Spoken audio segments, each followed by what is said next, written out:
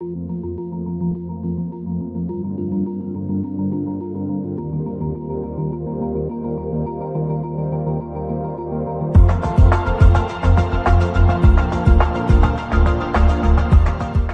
there are a few more things that I need to mention before we actually dive right in there to the templates. And that has to do with needles and thread. And so we want to discuss just a little bit about that so that you won't make some of the mistakes that, like I said, I have made in the past. Now, one of the things I'm finding interesting as I'm watching some of the comments, so you've heard it here first. I think when you're doing your quilting, especially as a beginner, you're going to want to use the 90 top stitch needle. Okay, you're going to want to use that 90 top stitch needle because I recommend that when you first get started, you use what I would call all-purpose weight thread and use polyester. Okay. Now, some people say, well, I was taught that I can't put polyester thread in cotton, and quilting fabric is cotton. That's kind of like an old wives' tale, because realistically, your fabric doesn't go, oh, that feels funny here. So you want to make sure the polyester for beginners is much better because it's not going to break as easily. And when you first get started, you're a little more jerky than you intend to be. And that's just something that's going to make it easier. So 40 weight or 50 weight is what we would call all purpose. Now, some of you out there are probably have sewn in 50, 60 years like I have. And you're just like, well, when I started, all we had was really all purpose. And, then we had maybe buttonhole thread and heavy duty thread and then probably quilting thread. Now there are so many threads. It's like unbelievable, all the different threads you can use. So when you start, you can use a quilting thread. The one I have is a signature thread, and it's a variegated and it's 40 weight. As you get going, you might become the world's best teensy tiny quilter. In other words, you're going to love to use our mini templates, and you're going to probably want a little finer thread. You can find the finer threads and you can go down in the size of your needle, but don't start with that. You want to start with just a 40 or 50 weight thread. Now, interestingly enough, the bigger the numbers get in thread, such as an 80 weight, which there are a lot of quilters that quilt with 80 weight, that thread is smaller and the needle needs to be smaller, such as a 65, a 70, a 75, because you have a finer thread. So unfortunately, the numbering in threads is opposite the number of needles. So on needles, as the number gets bigger, the hole gets bigger. That makes sense to me. But in thread, as the number gets bigger, it gets finer. So just remember those two things. Now, I was talking about a 90 top stitch needle, and I just happen to have a super giant needle here, so I can show you these things. You probably are aware that needles have a groove in the front, and that's for the thread to ride down. And that's why it's so ever important to have the right size needle with your thread, because that thread has to fit in this groove, but not have a groove that's so big it doesn't hug either side. You want to make it so it's fitting right in there, nice, and it's kind of like a channel that hugs the thread. It's not going to actually touch it, but it's going to get closer than if you had a larger channel. Now, this is what we call the eye, the point. We know that. But I want you to see the difference in needles here. When you go down through here, you're going to want to use that top stitch needle because of that extra space. You can see it in all of these needles. Okay, the universal will be just fine. That's what I also use for embroidery.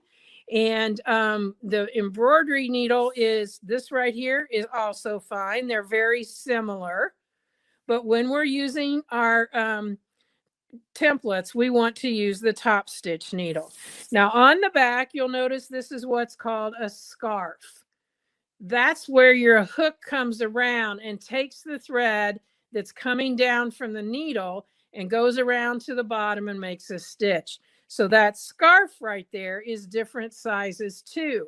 And if you don't have a compatible thread on the bottom, you're going to have some issues. So I recommend that you use either the same thread or one that's compatible in size, so everything happens to go together right here on the back. So if you just thought, y'all just put in a needle and start, I would recommend that you'd wait until you have a top stitch needle. Now I'm sewing today on a Janome, and Janome has what's equivalent to the top stitch needle, size and everything, but it's what's called the purple needle. And sometimes it's more of a magenta in color. But if you ever hear anybody say, I use a purple tip needle, it's not like the tip is purple, but the top is. Now, last but not least, when you change your needle, make sure you open the screw, but don't take it out, but open the screw enough to get the needle up high enough into that opening where it's supposed to go.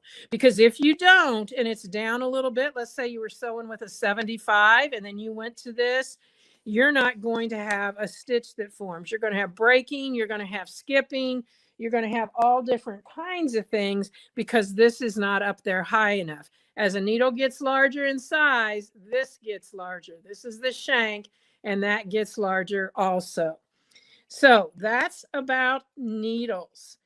Now, when you have your thread, your needles, and all of that ready to go, we are then ready for talking about the foot. Now, the foot, we've come a long way, let's just say, in probably about 8 years. Because when we started, these were the 4 feet that were available. None of the machine companies had their own foot. Well, now several of the companies have their own foot. And here's the difference. I'm going to show you. These are our feet, Wesley's feet. There's one right there. This happens to be a high shank. You can see it looks like that, only smaller. And then this is one from the company for my high shank machine. And you'll notice that there's not that long space. That's because when this foot was made, the manufacturer of the foot knew it was going on this particular machine. It was made specific for this machine. So no up and down adjustment would be needed. On this one, there might be 2,000 or 3,000 different brands of machines that use this same foot, because we have all of the options of where we tighten it onto the shank. And I'm going to show you how easy that can be, because this is kind of the scary part. If you don't get it right, you're not going to have success. And I want you to get out there sewing. So this is low shank, medium shank. This is the only thing that's medium in our whole line. There are no templates. There's nothing else that's medium. This fits some of those machines that have kind of what they call a mezzanine position, and they need more space than this and not enough space here. So a lot of the FOFs for sure take this particular foot. All of the feet are the same in this right here. This one and this one are both high shank, but this is called high shank special. And the reason it's called high shank special is because although this is correct, this side of this little arm needed to be longer than this one so that the needle can come right straight down the middle on all of these feet. So if your machine needs a high shank, do not purchase a high shank special. Okay. Now, regarding our templates, let's talk about that right now. This is a low shank template. The medium foot takes low shank templates. The high shank takes high shank or low shank. You can use both. Therefore, if you had two machines, one's high, one's low, buy low shank templates. If you only have one, you're going to still want to get high shank templates, but you can use low on the high shank. And this one is the same way as this. It's high shank, but it could use a low. Now, many of you may have a Bernina machine that takes what is called the 72 foot. That 72 foot will use all three heights because it has a way to adjust. But it would be kind of crazy to buy the long arm templates if you don't have a long arm or a sit down machine, because they're heavier, they're bulky, and you don't need those. But if you had a long arm or a sit down quilter and you had the Bernina, you could buy long arm templates and use it on both of your machines. So I want to tell you that from the beginning. You're going to be able to access this information for a long, long time. And I want to make it so that you understand that you don't have to go out and buy 2 sets of this and 2 sets of that. Because guess what? When I first started, that's what I did.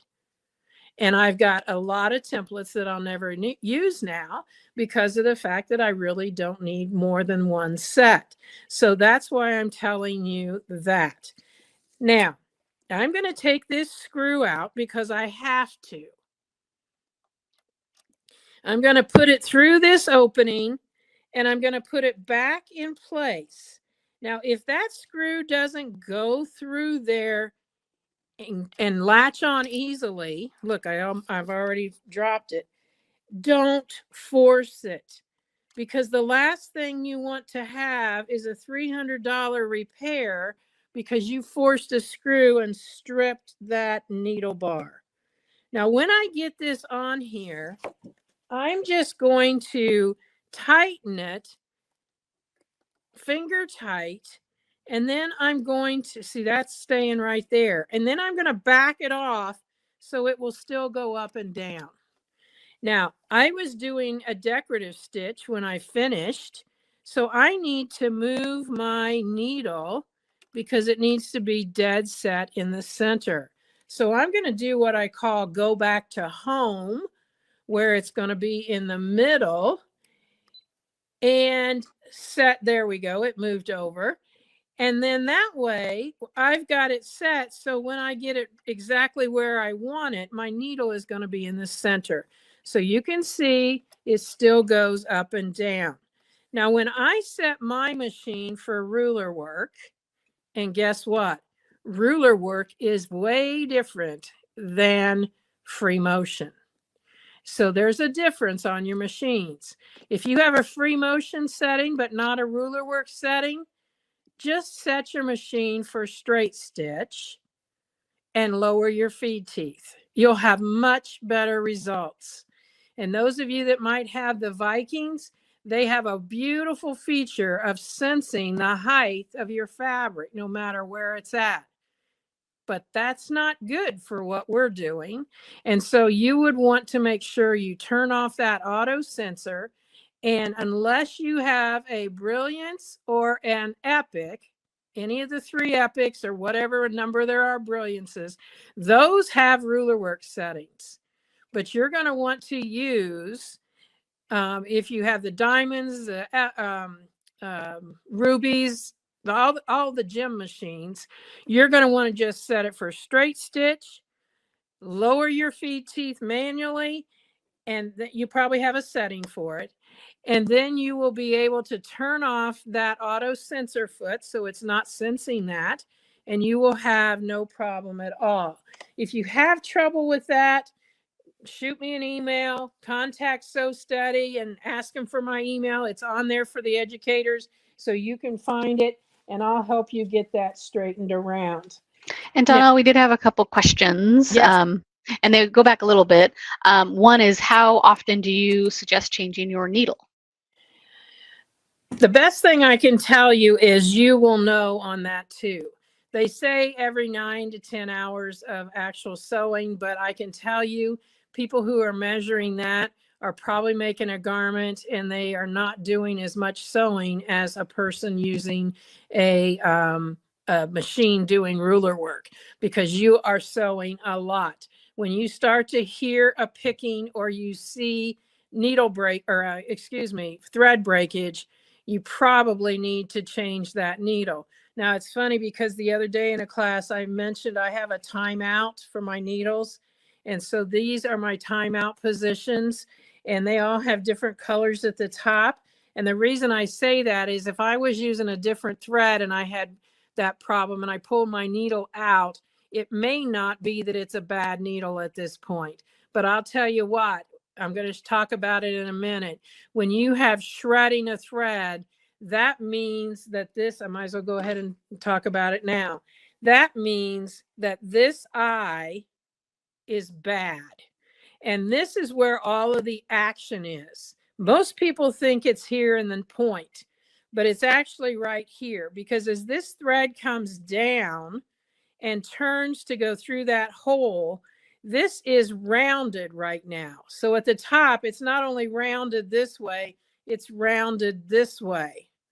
But after this goes through here, that thread at the speed that it's going, even though it's super, super fine, will start to take some of the smoothness out of this edge, and it will get more to the point where it's got a sharper edge, and it will actually shred that thread.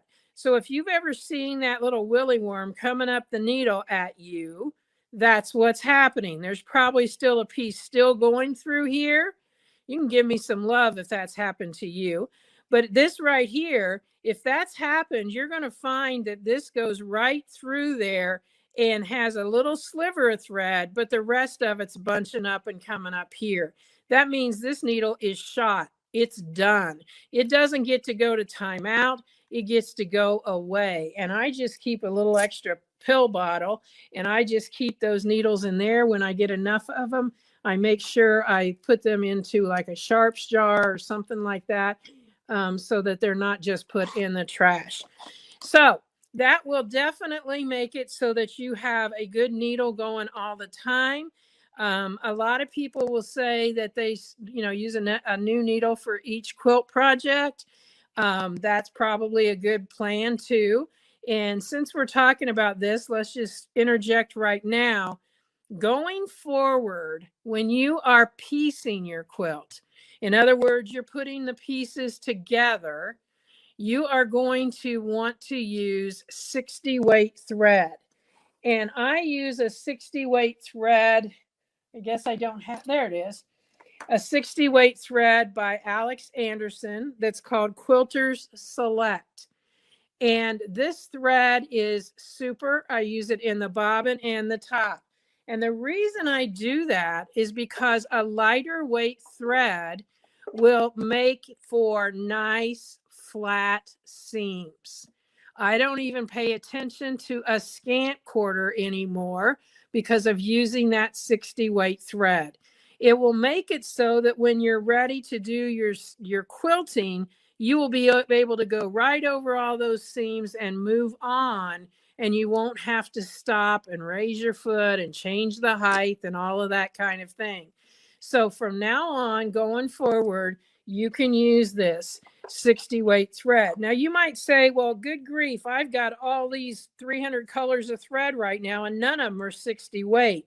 Well, just remember, in piecing, you really only need like a cream, a white, maybe a gray. You don't need a bunch of different colors when you're piecing. So that will make a difference. Use a smaller needle. I usually use a 75 or an 80 for that. So you're going to, make sure you keep, that's why there's different colors over here. Make sure you keep track of what needles are what size and all of that going forward, but it will make a huge difference. So back to this. Okay, this is going up and down. I need to put my glider on. So this is important. I had a lady that once, she was buying like $300 worth of templates and tools and all that, but she wasn't going to get this. And I said, you might as well give me those products back because you're not going to have success. I've lined this up with my needle this way and going across this way. And I pretty much sew all the time because, as you can see, my feed teeth can be exposed. Okay. Your feed teeth can be exposed, and that way you're going to be able to sew, do regular sewing, whatever. And so this just makes all of this area, even though our tables are all custom cut. And I should say too, that when you order a table, all you got to do is tell them the make and model of your table. And the same thing with your machine to get your foot. You just need to tell Sew Steady the make and the model of your machine, and they'll be able to get your foot. So now that we've got all of that set up, let's get right to the fun. So I have got a quilt sandwich here. I've got batting, I've got backing, and I've got a topper. Now, I use black mainly because it shows up better for you, but this is where you can use some of that fabric that, you know, it's like, why did I buy it? Whatever. But I would encourage you to invest in some that is solid so that you can see it, especially as you're beginning. Now, what I'm going to do is come to this corner over here, and I am going to just put my fabric underneath there, and I'm going to set my foot down. Now remember, this has not been tightened on there. So when I set it down, it's going to adjust to the height that it comes to. So I'm just going to put my foot down, make sure this is resting on my fabric. I'm going to take that screwdriver, and I recommend you get a longer one so that you can get in there and tighten it without disturbing your foot height. And I'm not putting it super tight yet because I'm not sure. And I'm going to make sure that this goes underneath there. I'm going to take the thread and put the needle down, bring the foot up, and bring the thread up. And I bring the thread up by just what I call flossing. So I go underneath there. There's my bobbin thread, same weight, different color, doesn't matter. And now I'm going to put my foot back down and my needle back down. Now, I haven't told you, but I'm not a free motioner. Never was. When they handed me the templates to play with, the first words on the template package were free motion. I threw them in a drawer. 6 months later, I'm challenged to get those things back out. I had to do it because I had to learn it. But I'm not a free motioner. But you got to do a little free motion here just to test it out. So you're just kind of going to go around in a circle. Do something. You don't have to worry about the rules of free motion. Now, did you hear that? I think you probably did. That means my foot is not low enough. It's not, it needs to go lower. So I'm going to go to the settings on my machine. You may not have these settings. Well, actually, I don't need to go to the settings yet. I need to loosen the foot and push it down farther.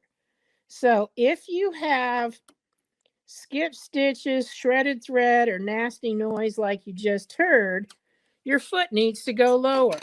Your mind tells you that would be totally opposite, but that's what you need to do. So let's see if I can do it. Oh, that sounds really bad. Okay. Now I'm not just making a stage show of this. I'm showing you what you're going to encounter, because this is the part that once you get it solved, you're not going to have any issues. So let me go ahead, thread this again. Mine has an automatic threader, makes it nice. And you've got to put this through here. Now, some of the feet have slots in it that will make it easier. Pull that thread back up, do the same thing again. And let's see what happens this time.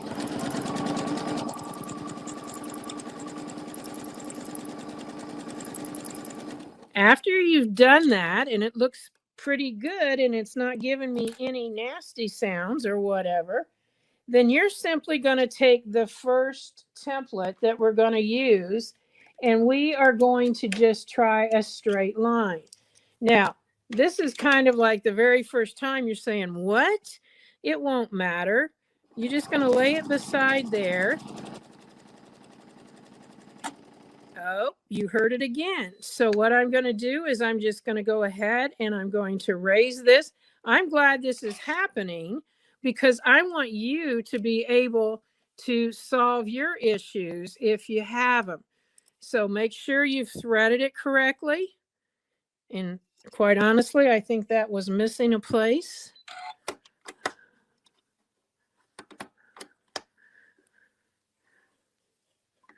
Got a little bit of lint there. That's another thing. Make sure you're cleaning your machine on a regular basis because you're going to have a lot more lint just because of the fact that you're sewing a high speed all the time. So let's just see here before I change anything.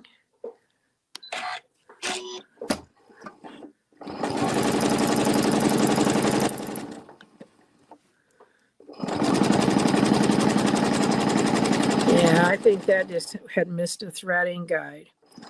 And so once you've got this going like that, the last one you're going to check is stitching from lower right to upper left at a diagonal like this.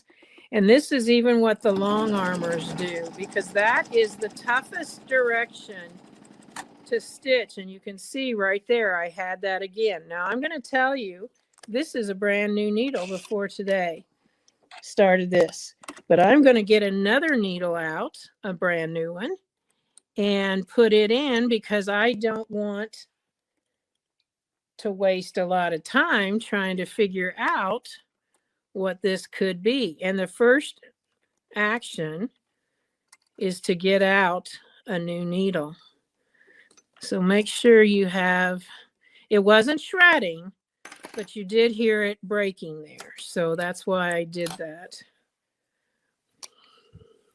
Get your questions ready. Sarah can interrupt me at any time. And we did have some questions. Okay. Let's see.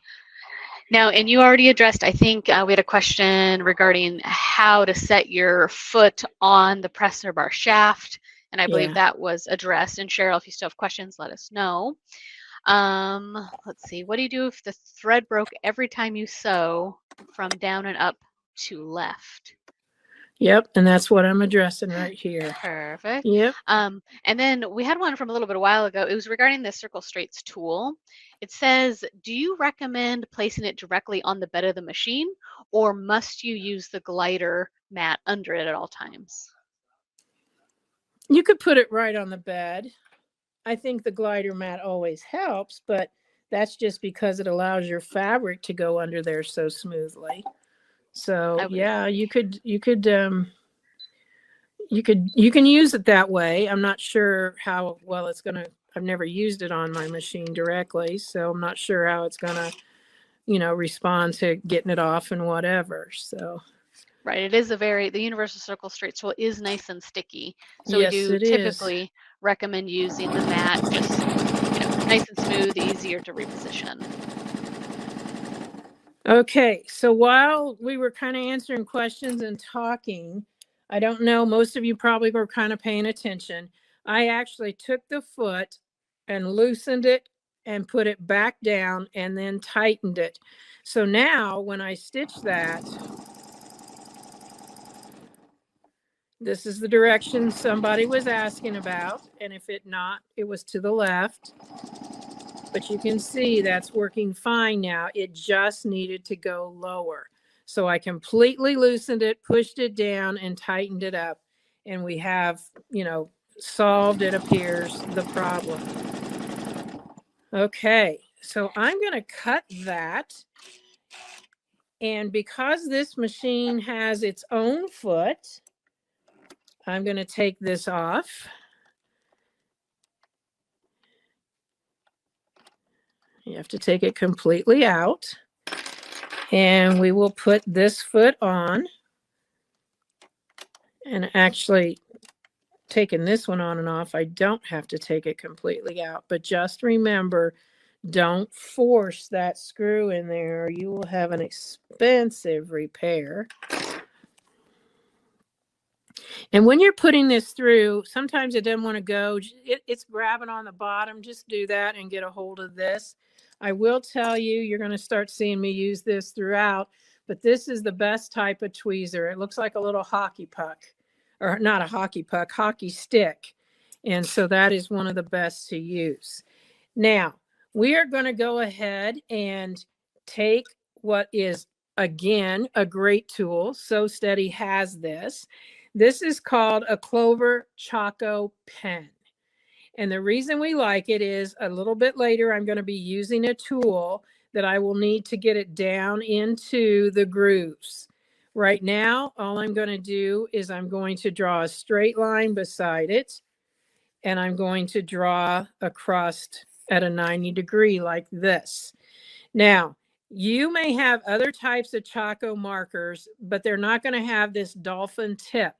If you have this particular one and it doesn't fit in there, just get an acrylic nail file and file a little bit of this off on either side. Now, this chalk is okay, but it's not the best you can use. I have emptied mine and I have refilled it with what is called iron off chalk.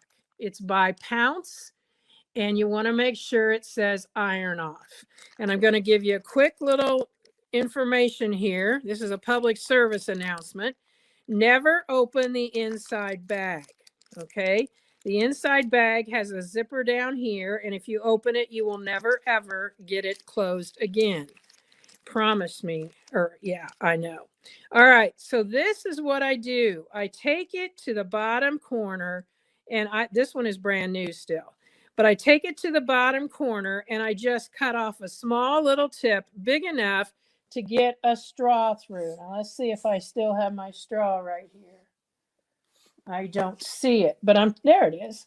I'm talking McDonald's straw. And I cut it down to about 4 inches. I stick it in that opening and push it down, and it'll fill up to about there. So you're just going to put your finger on the top. This piece will come off. You empty out what's in there, and then you refill it with this iron off chalk. And a little bit later with one of the designs, I will iron it off for you. So don't use the chalk that's in there unless you want to brush and brush and brush and still have trouble getting it off. The iron off only comes in white. If you want to have it so it will show up on lighter colors, you're going to take 2 teaspoons of this chalk, the iron off chalk, and mix it with 1 teaspoon of cinnamon. Mix that up, get another color one of these, and actually empty out what's in it and put that one that has cinnamon in it.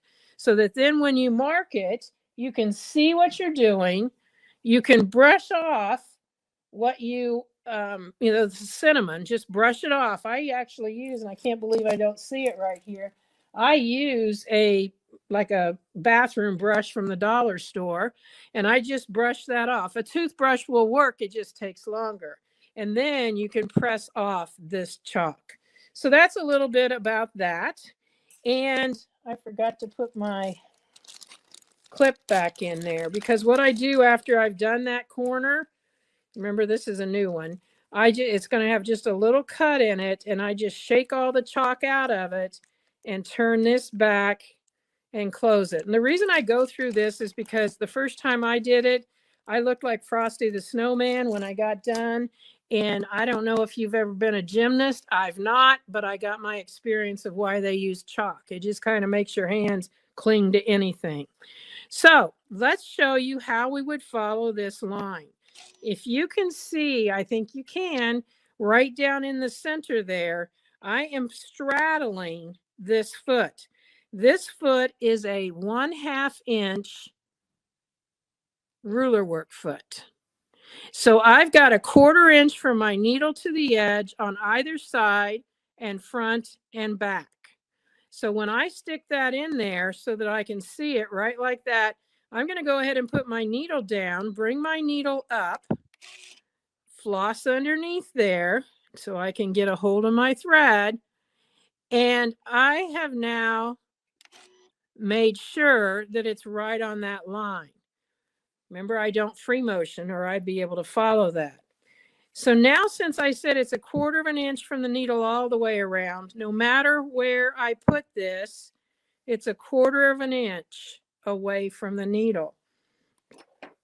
Another tool that you're going to want to have, and this is the best way to hang on to it. I usually, when I'm doing this, I put this around my neck. It's called a notions necklace. This comes off so that I can use it. And this is my spacing gauge.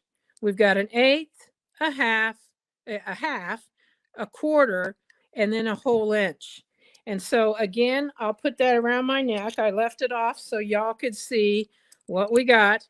And so now I'm just going to come down my line and put the edge of that and pull that in an exact 1/4 of an inch. So let's just go stitching. I'm pushing the fabric away from me. When I get to that bottom line, I'm going to take this tool. This is my 12-inch arc, and I'm going to put it right there to measure again. And I'm going to stitch right across there. Now I want to get back right to that spot where I began. So I'm going to set this side here against that spot because that's where I want my needle. And when I turn this up against there, I've now allowed from the spot I want my needle in to the edge of my ruler, the exact space that the needle is from the edge of the foot. Now, I can't just do it any old way. It has to be so that this side, which is the flat side, is right against my ruler.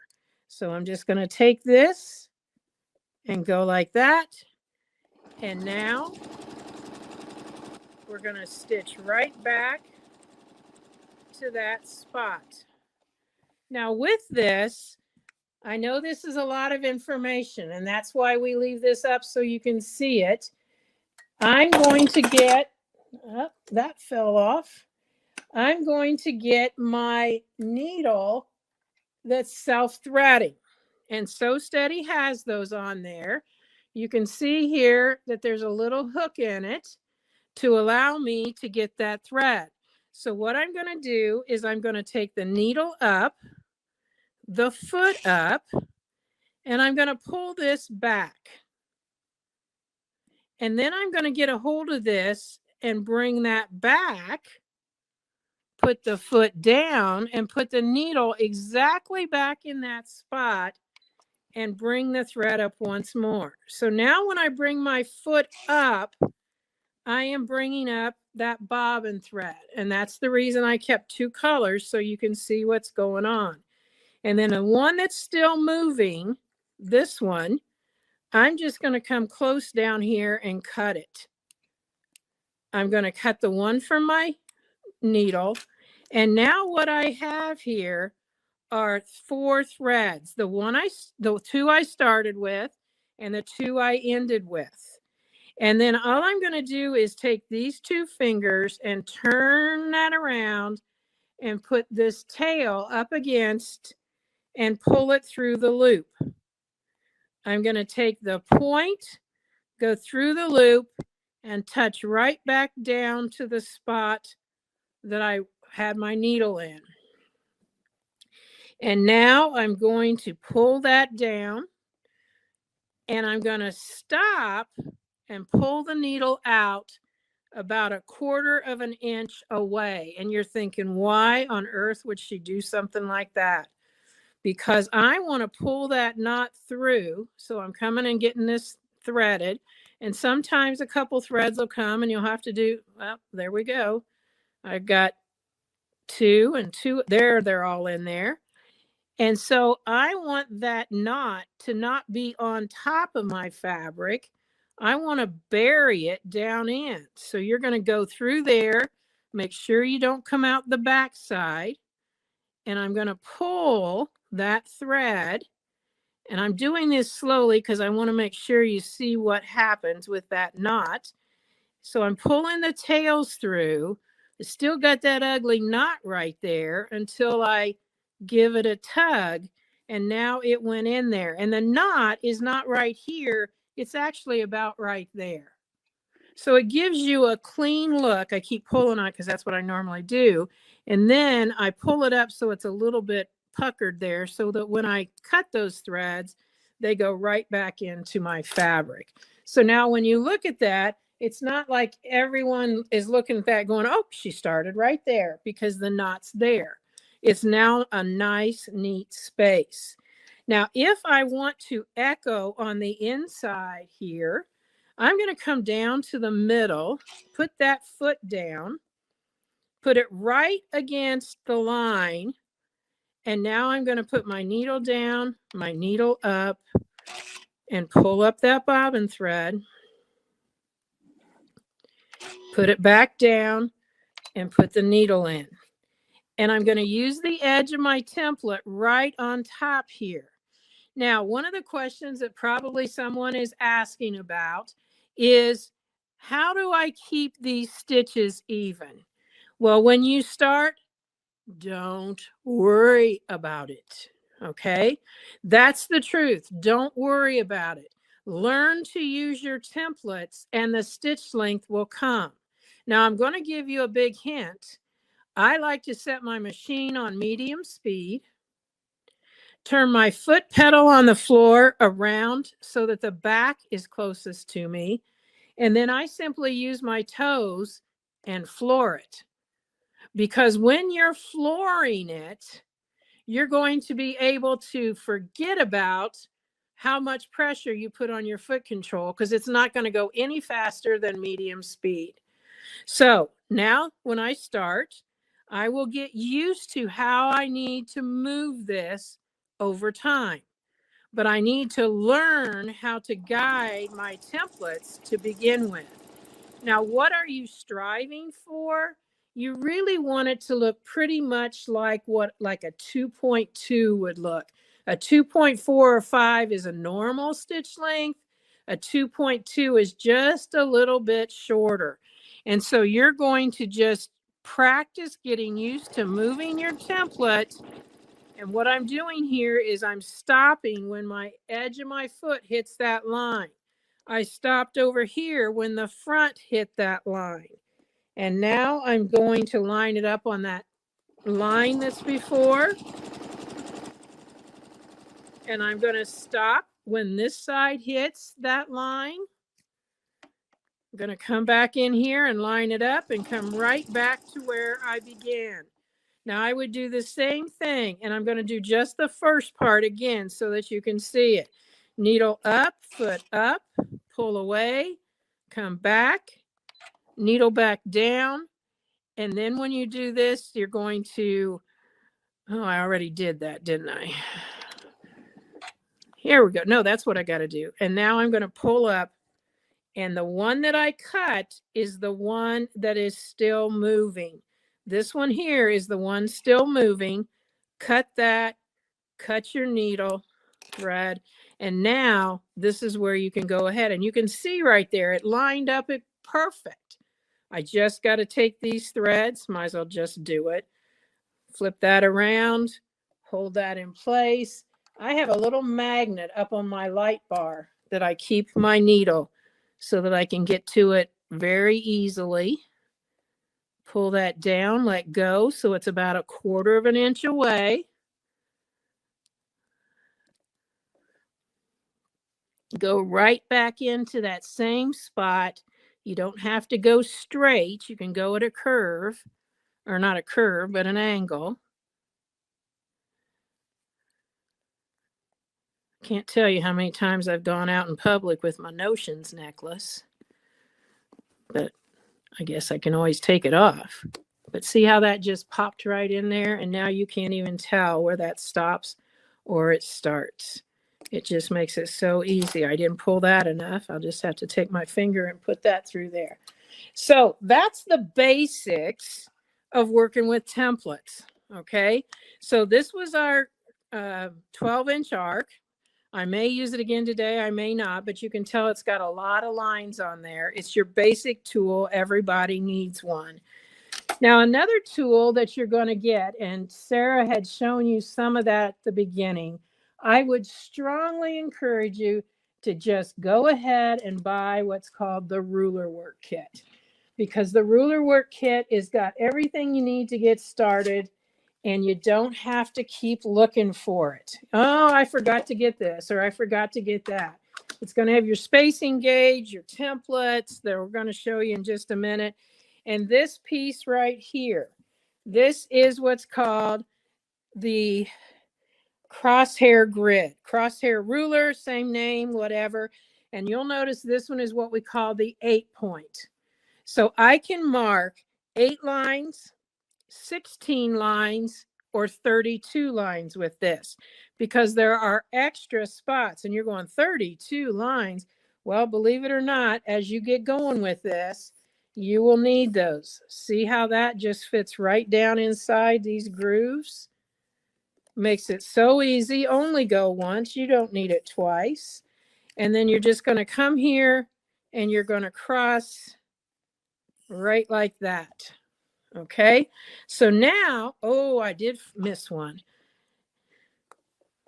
If I needed 16, I would just rotate this so it was lined up that way, and then I get one in between each of those spaces. And you can just keep going and going till you get to 32. All right. So now we're going to use a design that actually needs a thumbtack to pin this, to use the template on. And your templates will come with thumbtacks. Okay. If you lose them, you'll get more the next time, or just go buy a flathead thumbtack. I need that thumbtack to come with a point up from the bottom. If I just go through here and fish around, I'm not going to get that. So what I can do is I can just put it through from the top, pull it out, go to the back, and push it back up. Okay. I don't much like those holes. So I'm going to take a piece of what's called RNK embroidery perfection tape. And I'm going to just put that right through there. And I'm going to put it on like that. And that way I don't have to put a hole in my fabric. Now, most places that sell embroidery products will sell this, because this tape, although it's good and strong, is much better than anything like frog tape or painter's tape or washi tape, or, oh no, not masking tape. Don't use it. But this is called embroidery perfection tape because it is used for in the hoop embroidery designs where, like, you have to add a zipper or a trim or something like that.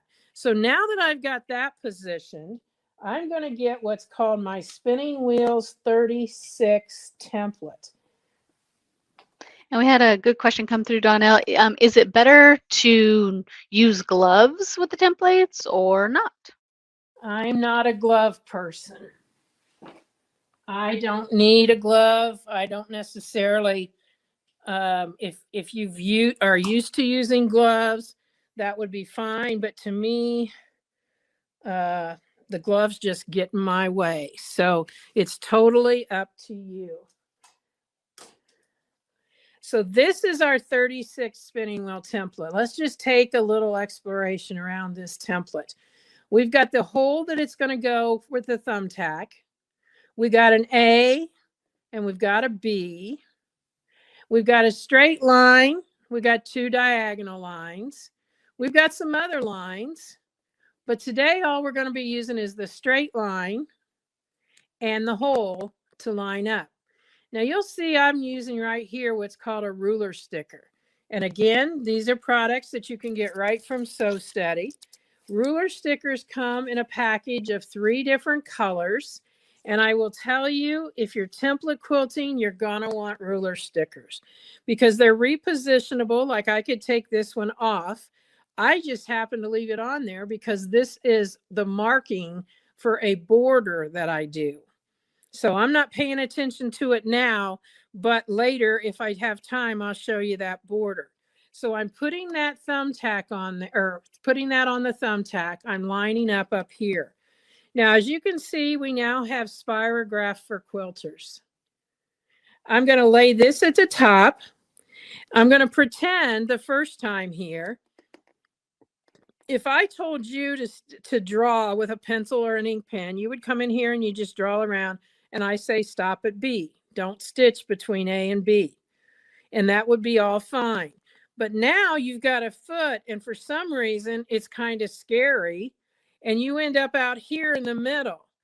Just keep in mind, stay against the template, push against the template. So when we get here, that's B. I'm going to use my other finger so you can see better. We just simply rotate the template over to line up with the next line. And look what happened.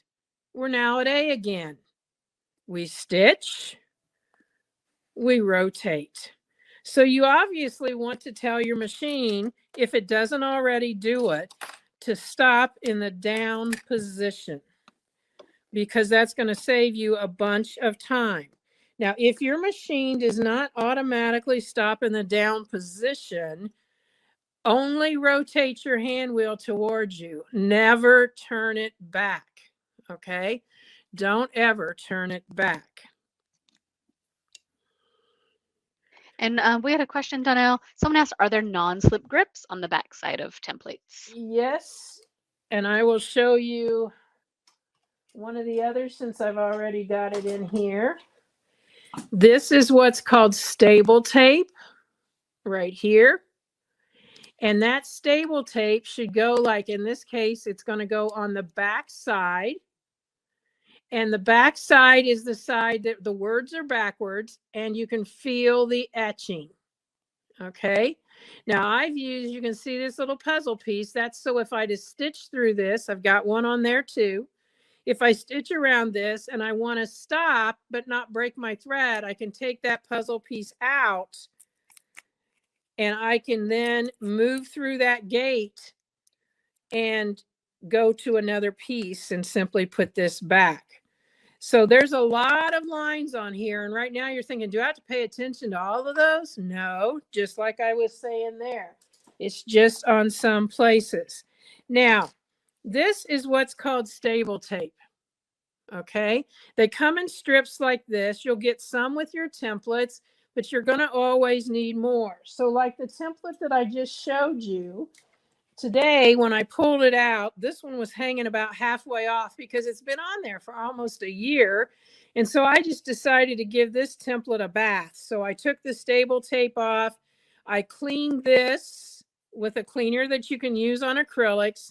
And then after, well, it was on this side. And then after I did that, I just took it in and washed it in warm soapy water, dried it off because that got the lubricant stuff that I use off of there.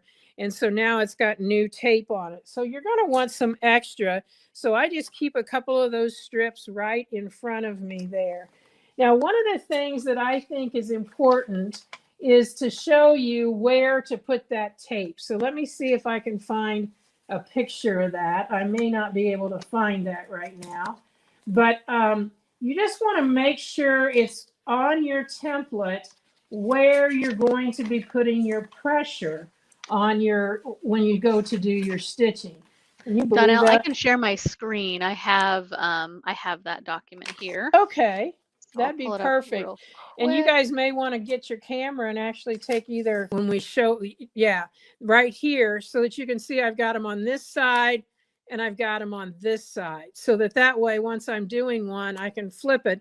This is the only template in the sampler set that is asymmetrical. So it's not, you know, when you flip this one top to bottom, it's not going to matter. That one it would. Let's go ahead and get started here. So I'm going to put the needle down, the needle up, just like I did. And I am right at A. Now I failed to mention, and I can show you this right now, A and B look like they just continue on. But when I put this down and put my needle, or not, I'm not going to put the needle in place yet, but you can see there's a stopping point right there and right there. So we can easily know when we get to that spot. Now I'm lined up back here. put that foot or the needle down. The foot's already down. And we're just going to move around, hesitate at the top. Some people say pause. I like to use hesitate because to me that means you're still going, you're just going slow. For right now, I'm just going to cut this thread to get it out of the way. You've already seen me knot. And I'm going to turn this. Now, I'm going to tell you, this sounds like what your parents probably told you, no matter what age you are. When I started doing this, we did not have this crosshair grid that marked these lines, and I had to go off of those. And so when you would turn, you would kind of see, is that right over there? But you can see back here, it's not. So that was not as accurate as now that we can just line these up. I don't pay any attention to those anymore. And now we're going to go around this one. Stop at B. Move to the next line.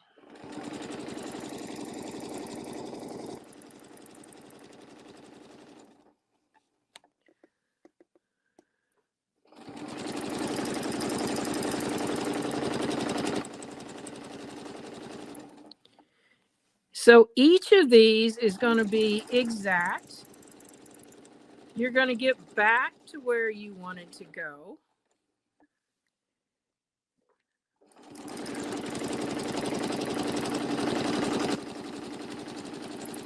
And when we do this in a class, it's surprising how many people, we start with this very design, and how many people are like literally shocked at what they can do that they didn't think they would be able to do. And it's just a matter of taking those hints of pushing against the edge, slowing the speed down to medium, turning that foot around, and using all of the different little tips and tricks regarding thread and all that stuff, because there's your design. Now, if I went again, I could go and line up the diagonals and have one in between each of those. And I've got that stitch, so let me get that to show you. That's what it would look like. So you can see quite a bit of difference by adding just another round in between what you've already done. Now, some of you might be that person like me that's like, well, I can do that all at once. I'm going to do this one, then this one, then this one. No, you get a big mess here in the center. Now, I've got my iron over here, and I'm just going to get my little ironing pad so that I can take that off there and show you how easy those marks press out. And I can tell you, if I had a hassle of doing my markings, I'd never do the techniques because I don't want to mess with all of that. Another thing that I do use is the Frixion markers, not the pens, but the markers. And the way you can do that is if you will put 2 layers of starch on your fabric first. So you can either use the starch or the starch alternatives. And you're just going to put a layer on and press it, another layer and press it. And that creates a barrier between, I like to use the fine line markers, the Frixion fine line. That puts a barrier between the ink in that marker and the fabric. So when you go to iron it off, the fabric has not been penetrated with the ink. So you won't have that ghosting and all the things they talk about. But you can see there's a lot more that I can do with this. But you can see that there's a lot of options for your templates. I'm going to show you this one real fast because it just makes sense for you to see how many things you can do. So I'm going to take that line right there. And I'm going to start right here. I probably won't even pull my thread up just because it's not going to matter.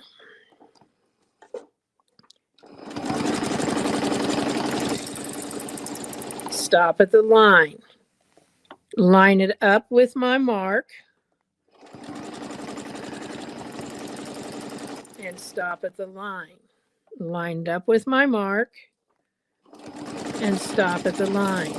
This is a good one for right now, you guys, because I think this looks like Hershey Kisses, a line of Hershey Kisses. So a lot of different things that you can do with the templates. Don't just look at that and go, well, what in the world can I do with that besides that? There's a whole lot of things. Sometimes I use this outside arc. So for example, let's just show you on this. If I put this right here in that corner, I'm going to line this up.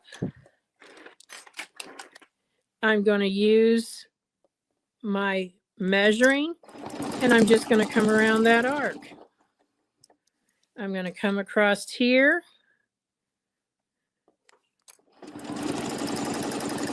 Come around that arc.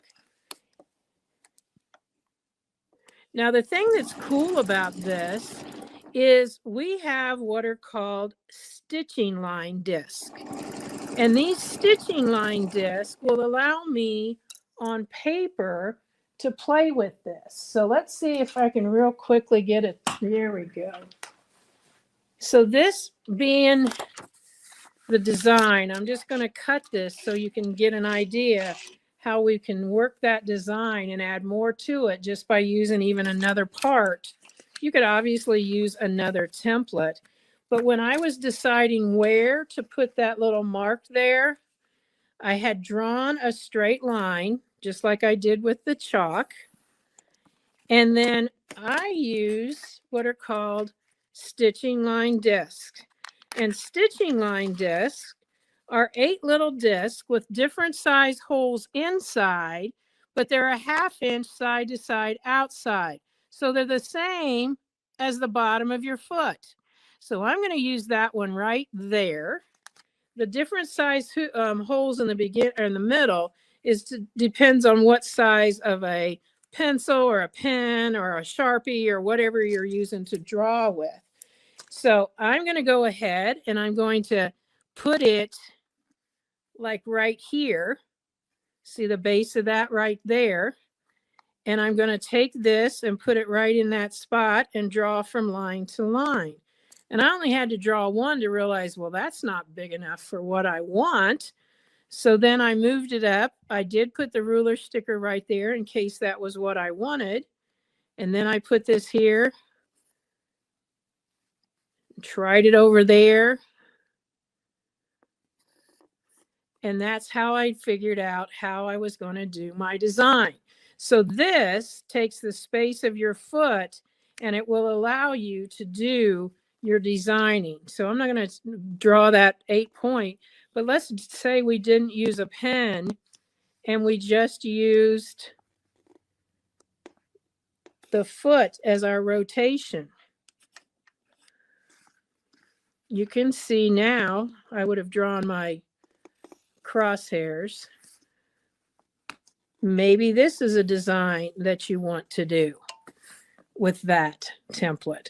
So having those stitching line discs, all of the educators, when we're drawing and getting ready for a class so that you can see what we're going to do, this is how we set it up. We use our stitching line disc to do all of that preparation.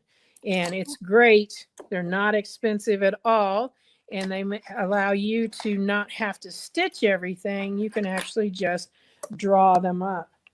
Now, the next template, did you have a question? We did. Someone asked, what's the difference between those Frixion marker pens and the Fritz marker? I'm not for sure. I'm not familiar with that. I'm just telling you, don't use the ink pens. This is a Frixion ink pen. It has a metal tip, and that abrades the fabric. And so it definitely, the template goes down in, or excuse me, the ink goes down in the fabric. So let's see, we got a lot of fun templates here in a short amount of time. So I'm going to extend this line here again with my chalk. And you'll notice that we don't draw out any designs. We just draw registration lines. And I can use the big one so that you can see it. The little one, I can get more of it. So I'm going to use the little one. And then I'll show you the big one stitched out. So I have lined up this template with that top line on that line. Okay, that will allow me from here to here is 1/4 of an inch. So when my foot bases itself right down in here, the needle's on the line. So we're going to line it up again. And if I want to stack these, which means I will get that clamshell, I stop at the top of a hill. I simply push this up and I put that top line now on top of the hill.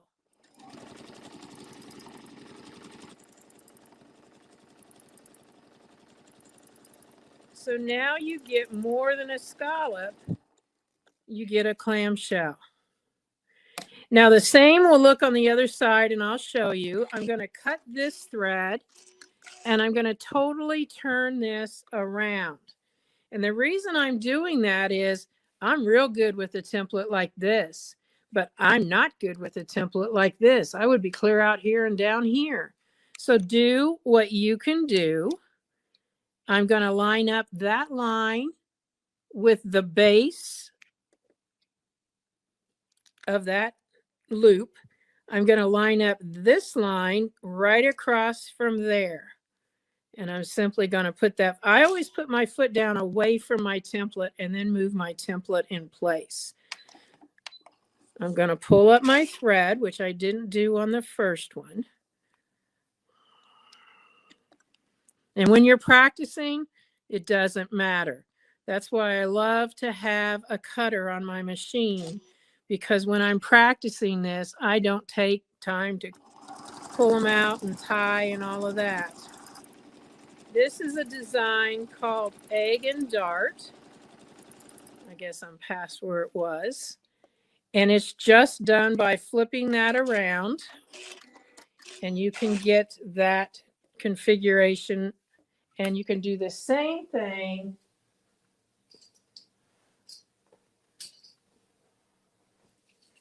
with the other side of the template. So this would be the first one I did. I put a little flourish in there. That's the big side. This would be the second one. So as you can see, you've got a lot of opportunity for one particular template. Now the next one I'm going to show you, because I'm just kind of giving you a sampling here, is the circle. And so what I'm going to do is I'm going to draw a straight line this way. You can obviously do 8 circles. You can do all of that kind of stuff. But I'm going to show you something that I call my bubble border. So I'm going to take my, I did pull it out. I thought I was pulling it in.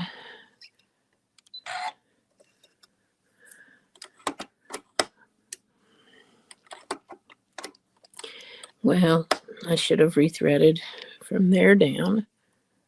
And I just want to mention real quick, Donelle, I'm going to be doing all our giveaways at the end of the broadcast, so we get as much time to see you quilting as possible. All right. So if you haven't, folks, be sure to add a comment. Just say anything, and that'll enter you. I'm going to do some live prizes, and we're also going to do a prize from registrants. So if you didn't register, that's okay. Leave a comment. We'll do that near the end. Thanks. Okay.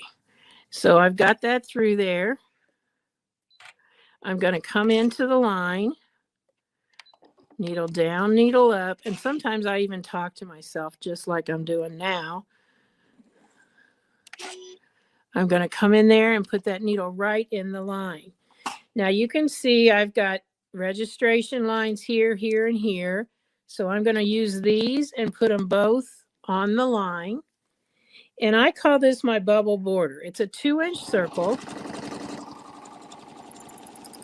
And normally that's where the circle ends. But in order to continue this without stopping and starting and stopping and tying knots and whatever, it's a template. I can get right back up there on top of that line without stopping and starting. So I move up. I'm going to go the other way because your eyes like things to balance out. And if I put all of the doubles down on one side, it will be heavy. Now, if you wanted that look, that would be fine.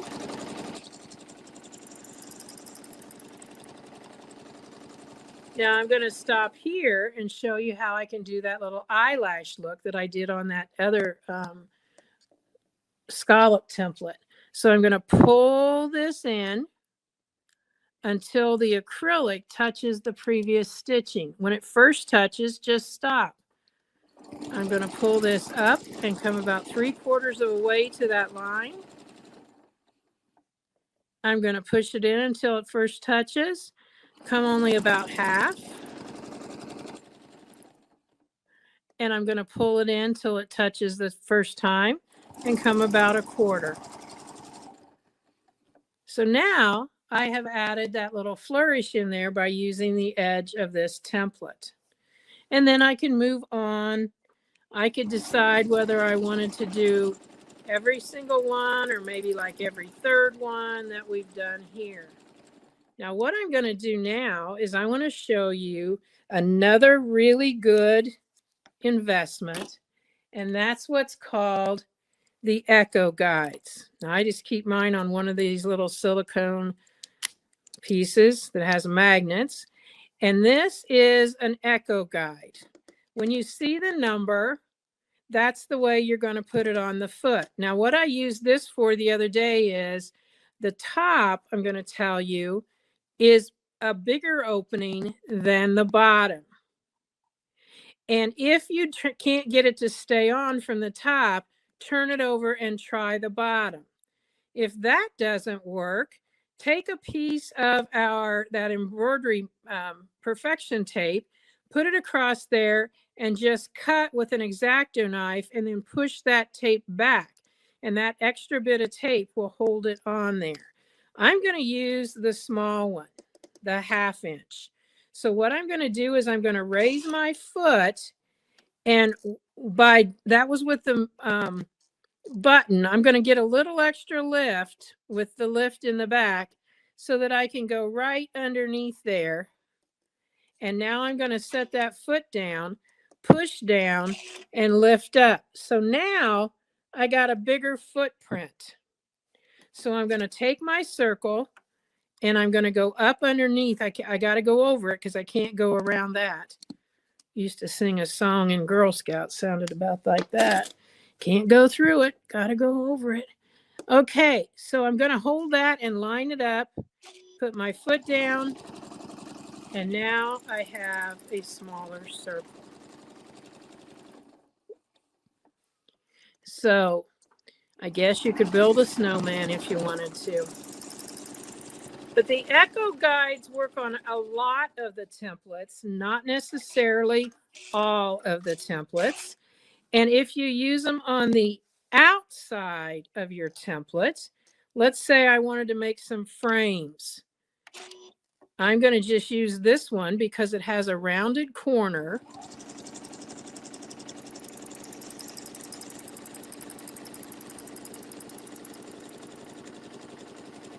Now I could use it with just the foot, but this is allowing me to have a larger one. So you can see how I just made that simple little frame there. So those are Echo Guides. And next I want to show you that spiral template. And that's probably about all I'll have time to show you. But that's gotten through most everything. The couple of the others are similar to the ones that we've just shown you. So you would just get a little different shape, but do it in the same way. So I'm going to come down here and I'm going to take that crosshair square again. And these do come in a bigger size as well as more points. So in other words, you could have a 6-point that has 6 equal divisions, or a 5-point that has 5 equal divisions. And they come in 12 and a half, 8.5. And then we have our little minis that I absolutely love, because when I'm doing a small design, these come in a set together, the 5, 6, and 8, when you're doing a small design. And another thing is we have 2 sizes of what are called ruler racks. And like I take the rulers, I've been working on my Starry Nights, and these are the rulers that I needed for a particular design in Starry Nights. So I have them all right there in my ruler rack. And this is the small one, and it will hold, I think, 10 rulers. And the large one, I think it says 14, but I get more in both of them. So I just kind of cram them in there. All right. So what we're going to do here is we are going to use the little hook that's on the spiral template. And I'm going to put it right dead center. And I'm going to make it so that this is straight down. This side is parallel with it. And I've got this marked so I can decide which of these I want to put out there to go first. I'm going to use this one. And those markings are not random. This one is at, like, I don't know, 2 3/4, whatever. It's the middle. And when you take a class that I use that in, you'll be told exactly. But I'm going to stitch out to the line. And obviously it's not lined right up with that because that's pointing to the line. I'm going to rotate this around, and I'm going to allow 1/4 of an inch. Now, in a perfect world, that arrow would point right down that line. But we don't live in a perfect world, so we just want to make it so it comes back to the center. And then I'm going to rotate this. I'm going to line up that. And I'm going to stitch out to the line. Come back. Make it so it comes to the center. We had a couple questions while you're making those beautiful petals.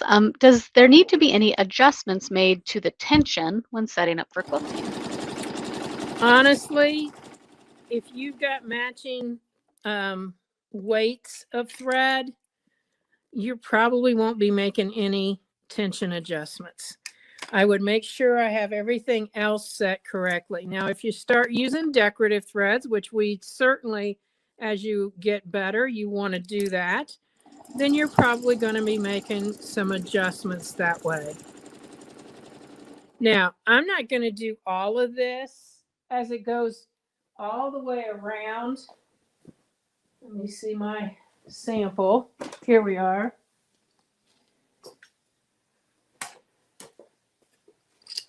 This is what it would look like once I got finished with it, all the way around. I want to show you how to make it look like this. Okay, so it's the same thing as we did before. I'm going to line this up, but instead of being able to back this off because of the difference in this, we need to use a tool. And it just so happens that this foot, we want 1/4 of an inch away. So we need to use a 1/2 inch down here, because now when this comes up, it will be halfway in between. So down here, we used a 1/2 inch, and I'm going to come up and I'm going to go back. I'm going to stay the same measurements. From there is a 1/2 inch.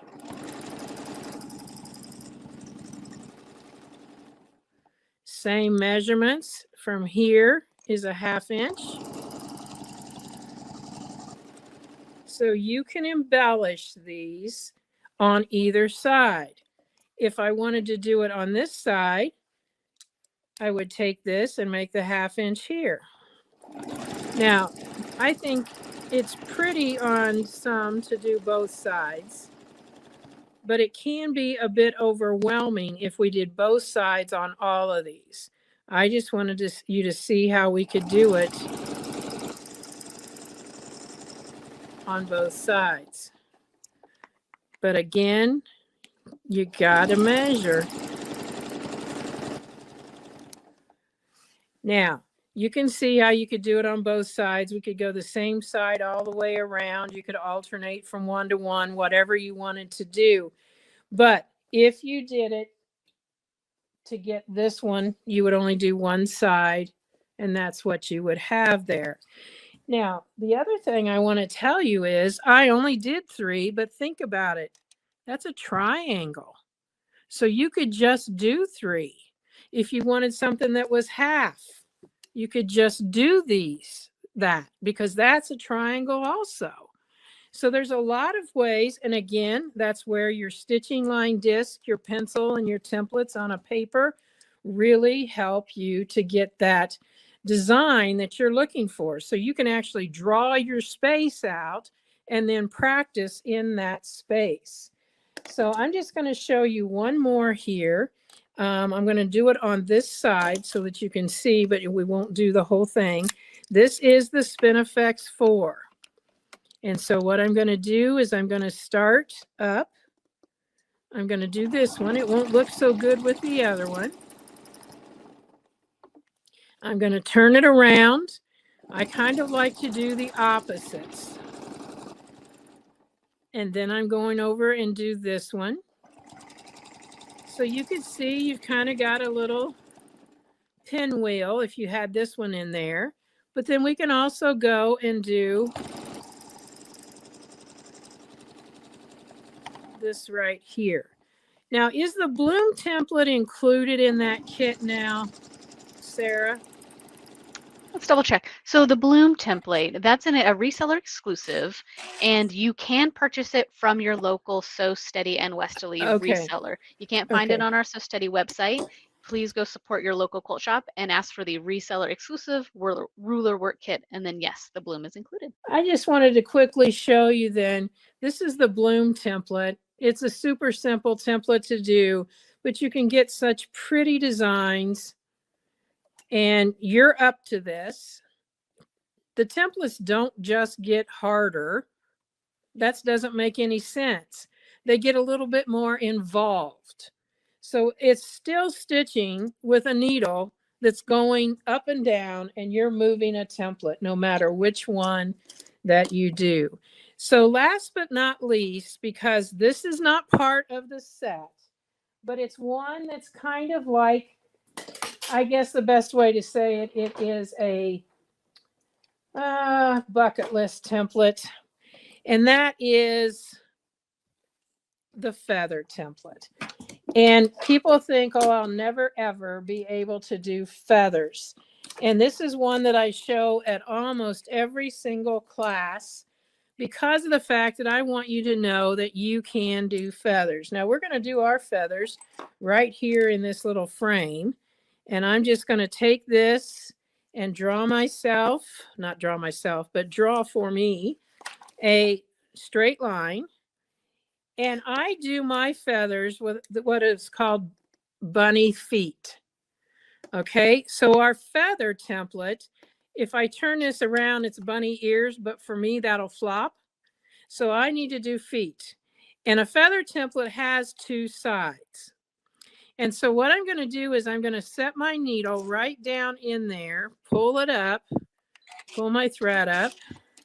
Oh, I hit the wrong button and cut it. All right, well, we won't pull it up then. There we go. And so I'm going to pull this in here. The word center is right there. And I'm going to put it so that it's right on that line. And I'm going to come around this way and drop back down to where I've got my arrow. I pull the template forward until the back of the template hits the back of the foot, line up my straight line, come back to the chalk line, pull forward.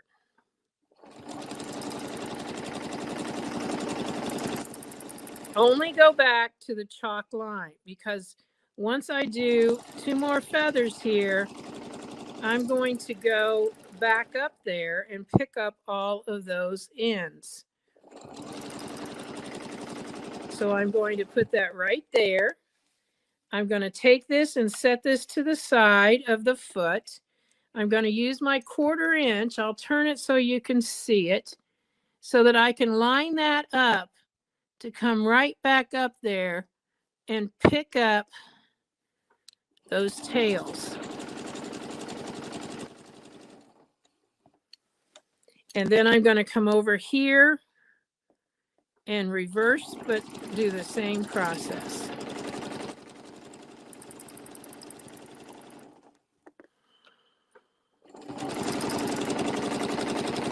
And Donelle, we had some good questions that came through. Someone asked, do you have any tips for holding and pushing the fabric?